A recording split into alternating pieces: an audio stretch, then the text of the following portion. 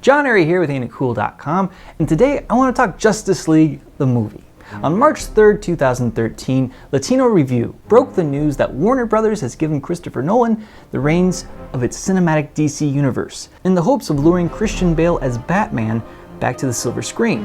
My first thought? Henry Cavill as Superman and Christian Bale as Batman, leading the Justice League in a cinematic adventure. It's gonna be awesome! And then I thought about it for a couple hours, and now I'm thinking it's not such a great idea. Let's start first with the financials.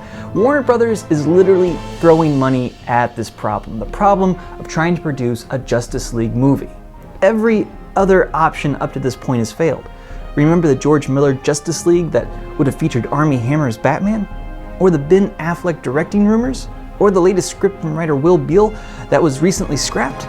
None of it worked out.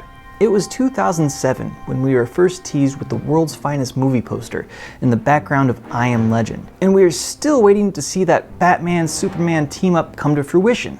It's been reported that Warner wants to take the Marvel approach to filmmaking, creating a big cinematic franchise out of its comic characters. If they were to build off Man of Steel and The Dark Knight, the Justice League film, and the single movie spun-off featuring Flash, Green Lantern, and Wonder Woman, well, surely all those together would make billions of dollars.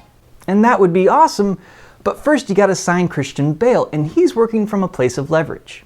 As an Oscar winner, a bankable movie star, and an artist, he doesn't really need to do another superhero movie. He can command a Brinks truck full of cash in exchange for his return to the cowl. If we transpose this against the stars of the Avengers, all of them were signed to contracts long before they hit their peak of commercial bankability.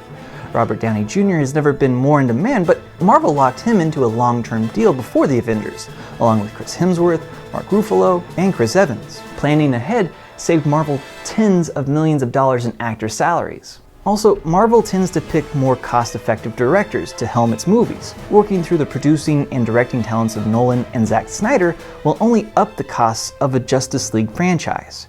Before Warner Brothers even shoots the first frame of the film, they have already spent themselves into a massive hole that will only increase with each successive film in the franchise.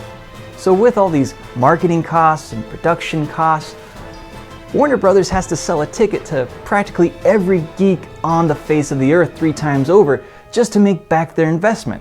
Not saying it can't be done, but it's a pretty big risk.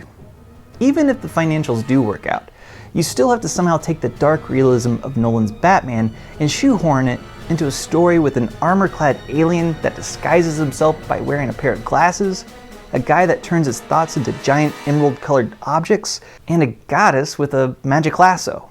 Tonally, the Bale Batman was never supposed to live in a world of superheroes. His arch-enemies never had to think about superheroes when they were devising their uber-complicated plans. I guess I could see a Justice League working in an Earth 2 scenario with an alternate timeline, but that would seriously complicate what will already be a convoluted storyline. Also, why would a washed-up and poor Bruce Wayne want anything to do with an upstart team of superheroes? To quote Roger Murtaugh, "I'm too old for this shit." That's how we left Bruce at the end of the trilogy, retired, physically and financially broken, but happy. What kind of catastrophe would lead Bruce Wayne to get back into his batsuit and get his ass beaten by bad guys? I don't know, maybe Superman needs help balancing his checkbook, or Clark Kent needs a social security card. Nolan's Batman and cinematic superpowers in general go together like Rob Liefeld in a drawing of the human anatomy. They simply don't work well together. Maybe I'm just a crotchety old fanboy who doesn't like his peanut butter mixed in with his chocolate. But after the lackluster Dark Knight Rises, I'm not so sure that I want to see any more of Christian Bale as Batman. At least if they went with Joseph Gordon-Levitt, they'd have a fresh new character to explore. I'm sure Warner Brothers could sign him to a cheaper deal than Bale, and his Batman would create a little more space between Nolan's trilogy and the new Justice League franchise. Otherwise, let's just let the dream go.